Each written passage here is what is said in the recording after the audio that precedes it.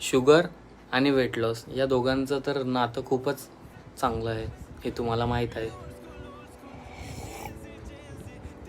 Mostly लोक काय करतात, जर वेट लॉस करायचं तर बाबा आता मी शुगर पूर्ण सोडले, मी चहा पण नाही पित, मी काहीच नाही करत, आता माझं वेट लॉस होणार.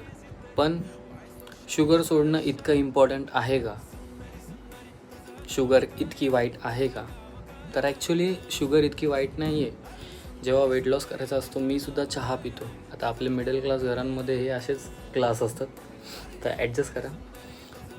तर आपल्याकडे चहाची ही संध्याकाळी चहा प्यायची ही पद्धत आहे आणि मी रोज न चुकता चहा पितो. फक्त जर मी कॉम्पिटिशनच्या प्रेपमध्ये असेल त्यावेळेस मी चहा पूर्णपणे स्किप करतो, कारण की तेवढे कॅलरीज आपल्याकडे अलाउडच नसतात. ठीक आहे. तर तुम्ही वेट लॉस करायचा आहे, बिंदास चहा वगैरे पिऊ शकतात.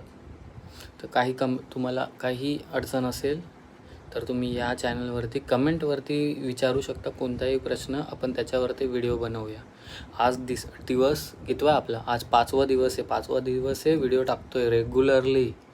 कमेंट करा आणि सबस्क्राईब करायला विसरू नका, कारण की तुम्ही जी कमेंट केली असेल तिच्यावरती मी रिप्लाय देणार, ते कसं समजणार तुम्हाला?